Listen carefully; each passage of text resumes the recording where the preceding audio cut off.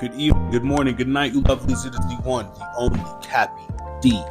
Barrow. We are here for a review for One Piece, chapter 100, chapter 1160. This was maybe one of the best chapters. Guys, it's up there. Like, last week was crazy. This is easily fucking up there. Quick spoiler, we're gonna get a break week, but guys, we have been getting shit like this, and we only gotta wait 7 fucking days. Like, oh my god, this chapter is actually maybe some of the best content I think Oda has put together on a couple of panels. If you're wondering what's going on with this, I got my kimono, all right, wrapped around my head, all right, in respect to the strongest daimyo and one of the strongest swordsmen in all of One Piece history, one Kozuki Odin.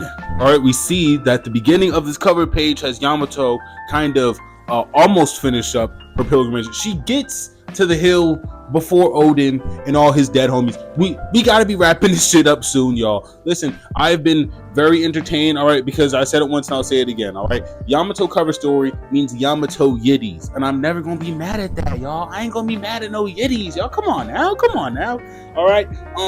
I really just want to see somebody pull up. I need to see Cross Guild, I need to see the Seraphim. Fuck, I need to see maybe we're experiencing like a full level of time skip in Emu or the Holy Knights pull up somebody, bruh. So they need to get this. Like, who knows? But I definitely want to see where this story can progress to with Yamato in the Flower Capital. You know, she seems like she's kind of finishing up her.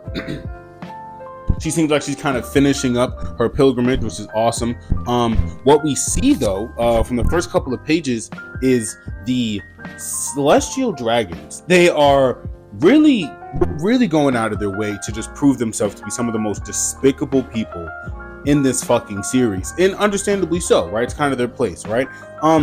We see the celestial dragons. We see the celestial dragons auctioning off the slaves, and the celestial dragons, you know, they make light of, you know, the Davy clan. We see Blackbeard and his mom, which is just like so fucking insane, man. It's so crazy, just like the way this is formatted. And it turns out that I was wrong about dragon experience, like running into Blackbeard instead of Shamrock and Jinx. I was very incorrect about that. But Blackbeard and his mom, you know, they're getting like things thrown at them, and we see like a giant, we see like what I think may be like a fishman in the background. It is really unfortunate shit, man. And the CDs are really going out of their way just to kind of and the CDs are going out their way just to like, in the CDs, like, they say like this insane shit like sever the bloodline, right? Meaning like sever the bloodline. And I have thoughts on this. I really do think that the blood or the lineage of Davy, and maybe whatever Davy is connected to with the Joy Boy and this entire clan of Dawn and clan of Dusk, I really do believe that with this, it is this kind of like innate ability, right?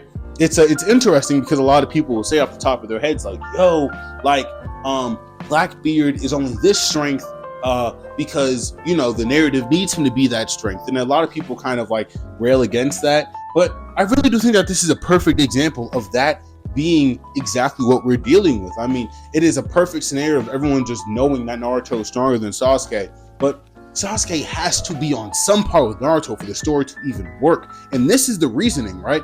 They say sever the bloodline. And I really do think that that leads to Blackbeard simply being a relative of the Davy clan, means that there is some potential that he is just innately allowed to just tap into, whether that be Conqueror's Hockey, some, you know, insane kind of time warped version of observation hockey, whatever it is, bro. It's gonna be fucking mind-bending. It's gonna be mind-bending, and I'm very much looking forward to it.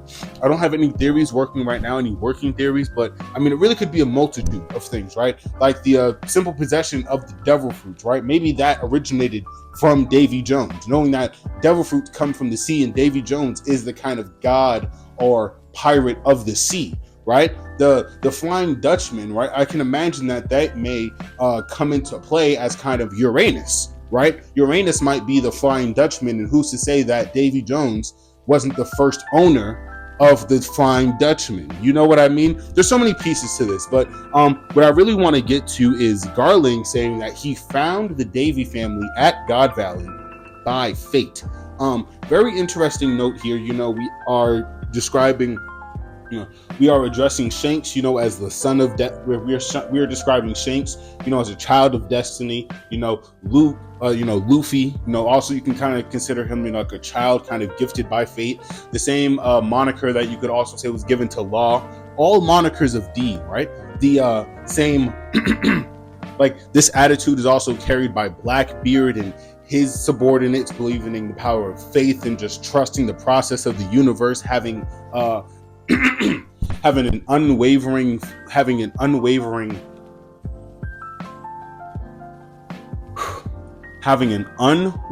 trust in fate and the winds of fate guiding them. The winds of fate, something that also Dragon follows, right? All these members of D, they are tied together by fate. So I really do think that in a weird kind of twisted way, when we get to the ancient kingdoms, we are going to learn that the Garling family are a family of Ds. You know what I mean? That is truly what I believe. Or maybe even like a D adjacent, like they were the first kind of offspring that, kind of bridged off from the D clan and kind of became their own situation. But their innate strength, their connection to fate, just same as a Law, same as Blackbeard, same as Dragon, right? And Luffy and so on. It means something, right? Immediately after this, right? Sorry for rambling, but there's so much going on in this chapter. Like I can't not ramble. It is honestly maybe one of the best One Piece chapters I've had the pleasure of reading. And I think about it sometimes, and just Ichiro Oda is just such an amazing fucking storyteller. Like, holy hell, man. Like, I'm so grateful to get into the series the way I did. Shanks and Shamrock is being carried by Dragon, and Dragon says, that if I can help this person, I'm doing something, right? Because if I can't help this one person, why am I even here, right? He picks up Shanks and Shamrock from Shamrock and Shanks' dying mother, and we hear in the distance the CD tell the people of God Valley to run like rabbits, right? Now, you won't find a lot of One Piece channels or content channels that get overly political. And I understand that it's maybe not everybody's cup of tea. So I'll put in this cute little timestamp, if you don't want your fifis hurt, right? I feel like I'm being pretty generous. Oh yeah, I'll even turn my back, No judgment. All right, nice. This is very similar to what we are seeing in countries like Sudan, in countries like Haiti, in countries like Palestine, and I'm telling you, Oda has his thumb on the fucking pulse, man. He has his thumb on the pulse. It is beautiful to fucking see just the illustrations of life being lost and the actual weight that it holds. I think that more people need to wake up just to the severity of everything that is happening around the world. And, in my mind, I can't fix all of these problems, and I'm not the arbiter of all solutions, right? But what I can say is that the loss of human life is abhorrent on all regards, and I commend Oda for even going this step to show us what we see with this. I mean, there are so many instances in this chapter where CDs are clipping kids, they're clipping just random people. We see Sommers shake a kid out of a tree and it hits we see Sommers like terrorize and shake a kid out of a tree. The kid's crying, everybody's just distraught, right? It is just it's a very heavy chapter, guys, but this is exactly why a character like Luffy, right, who fights for liberation, he fights for freedom, and he fights for individuals to have the right to live, right? Like him making Robin say in Eni's lobby, "You have to tell me that you want me to save you," right? That's Robin having to identify with herself the weight and the severity of her humanity. And that's something that Luffy will fight for regarding everybody, right?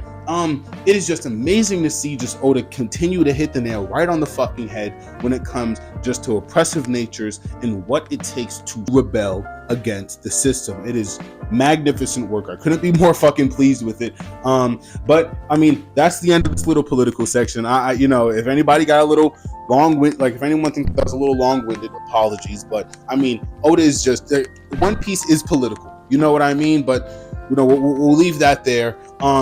After this, man, we get back to Mary Joie, and dude, the fucking Celestial Dragons, they are not auctioning. they're betting and they're like placing bets on like families. There's something called like the clan wars. It's I believe it's the Myanmar. That's the family that Gunko belongs to, along with the Somers family. That's something we've seen earlier, and it's just it's insane, man. They're treating this shit like the Super Bowl, and as I said before, there are children being clipped, civilians crying on their last breath, trying to just figure out what's going on. And it's very, very insane to see, man. We soon get the arrival, though. Damn it. Hold your horses.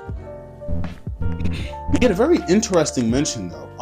We get a mention from one of the celestial dragons, kind of debating on who will have the highest count between Garling or maybe even one of the God's Knights, that there's only one God's Steel. Now, this translation isn't exactly out yet, so I think maybe I'll have a couple more thoughts when the actual translations are out. These are just more like the rough drafts, if you will, if anybody's kind of confused on the if anyone's just confused on the potency of these translations. They're pretty good, but they're not one-to-one. We'll be getting those a little bit down the week.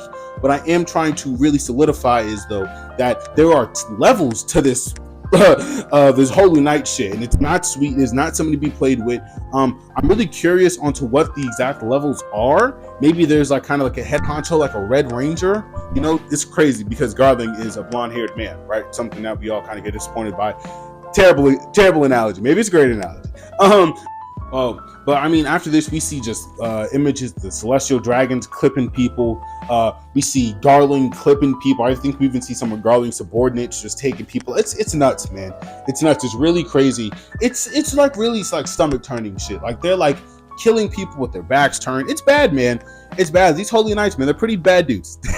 These Holy Knights are pretty bad dudes, aren't they? But I mean, all around, it really is just a kind of display of the evil that is happening in this world, right? And unfortunately, we're going to be getting to this eventually down the line in the video, but a hatred and a kind of evil that exists in the world, and maybe not hatred, but I'll just say a kind of vileness that exists in the world that is only protected by the world government, and we'll be getting to that later. We'll be definitely be getting to that down the line. But we see Shaki captive as property, right?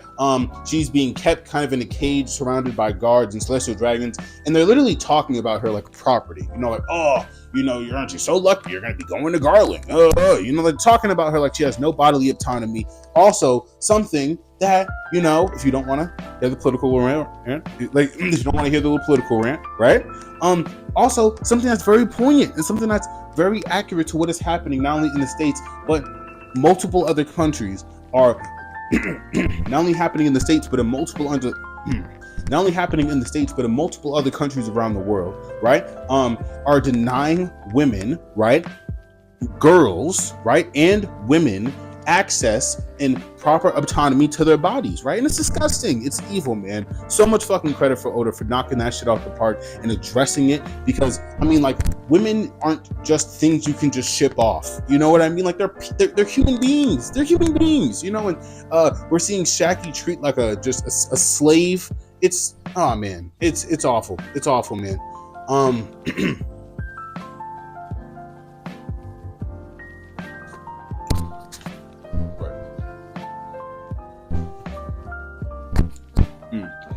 As addressed earlier, Dragon, he comes across a group of just slain people. It's really grotesque, really awful, really inhumane.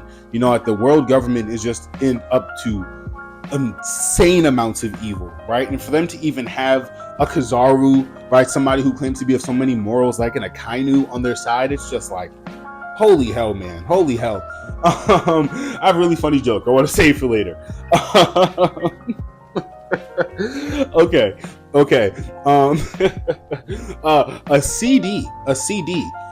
He at the same time as Dragon overhears Ivankov giving this really impassioned speech that she gave in chapter, like she did in chapter 1096. Really impassioned stuff there. I love how it ties right into what we're dealing with now. Just chef's kiss all around with that. The interconnectivity on this is bar none some of the best shit Oda has fucking put together with this arc, easily above Egghead, simply just for like the lore and the deep, like simply for the lore and the character work we're getting with Rox. I mean, we're gonna be getting to Rox later. Such a fucking amazing character. Holy hell. Such an amazing character. Like, holy hell.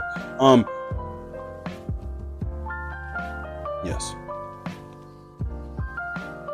We see that the celestial dragon, that notices Kuma, same as Dragon. He approaches Kuma. He goes to approach, Kuma and Ivankov after she's given this impassioned speech. And Dragon, yo, bro, like, he Charlie Kirk's the fucking celestial dragon. He's like, bow, bow, bow. It's like, yo, like, right there.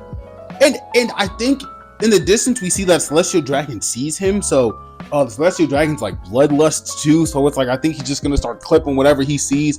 Holy, we're getting some real crazy shit. We're getting some real crazy shit from this fucking flashback, and we're seeing Dragon do things.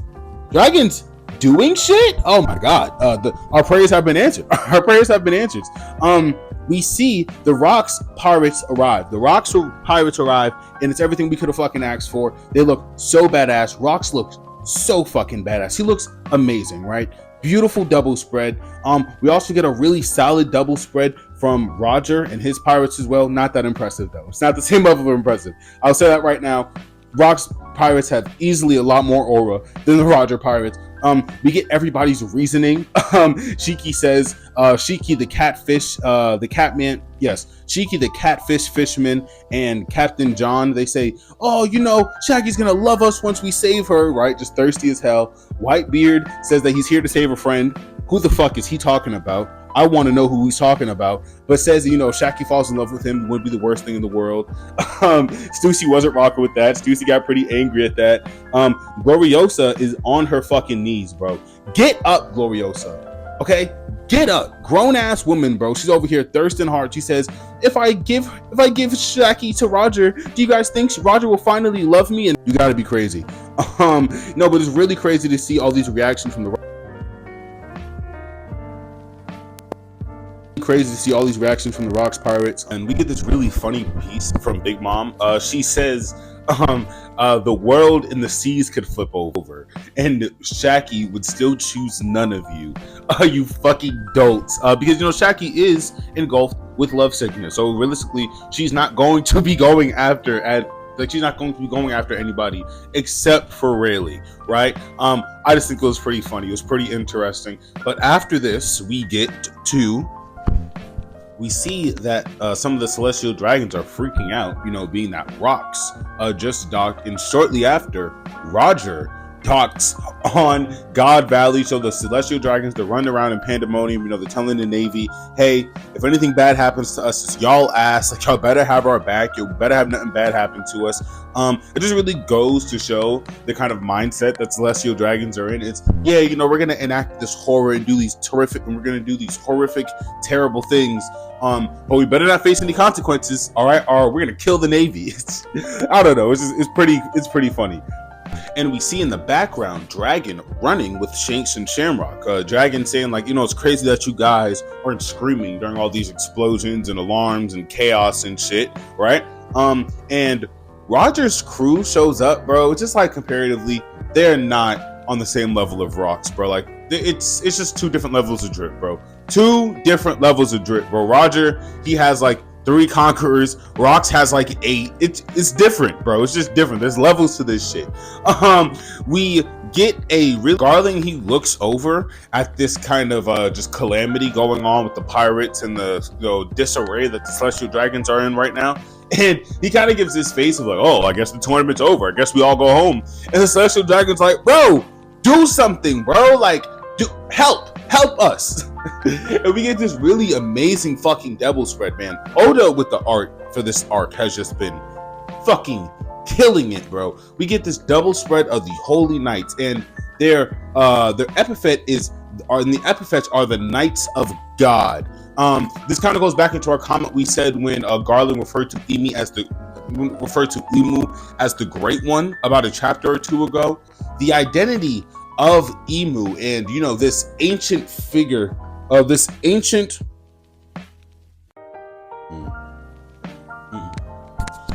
this ancient presence, that has found itself from the Void Century.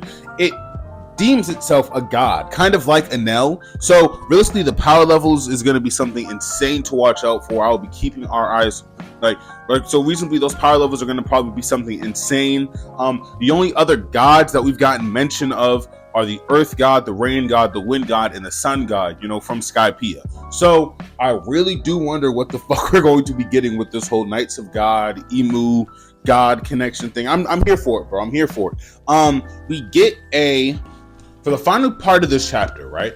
We get Shiki and Whitebeard. They're just dicing up Marines, and the Navy's like, hey, we don't even know these pirates are here, but they're all here. Like, what the fuck is going on? And we get an image of Garp.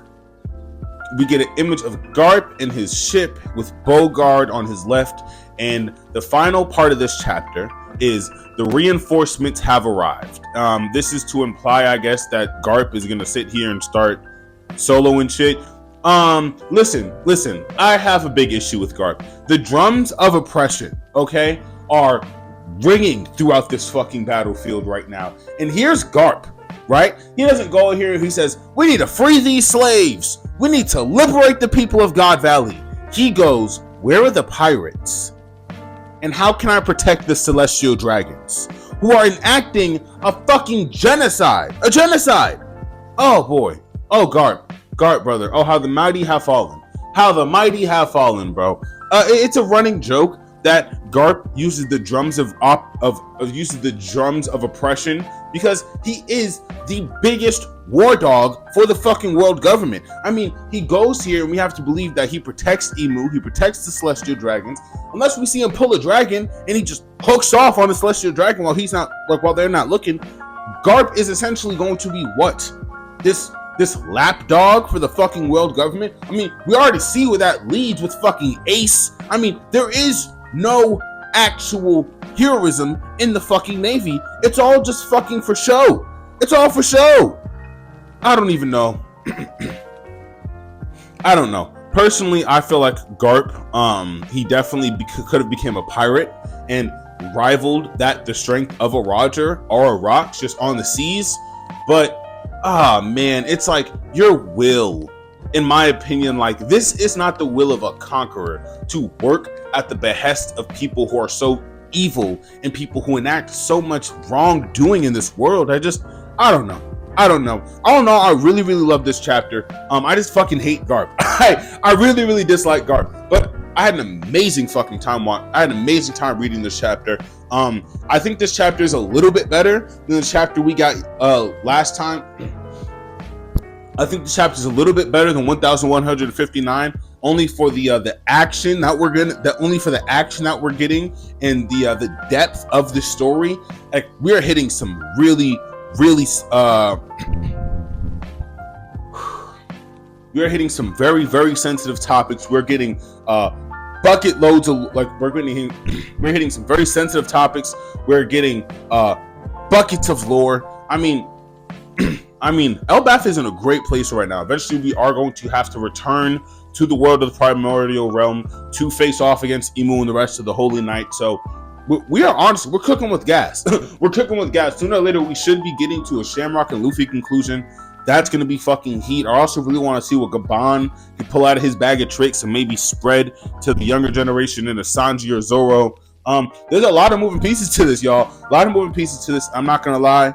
I'm excited and I'm at peace. All right. Now, this has been One Piece, chapter 1160. It's me, your boy, Cappy D. Barra. Y'all stay tuned. Y'all stay beautiful. Peace, y'all.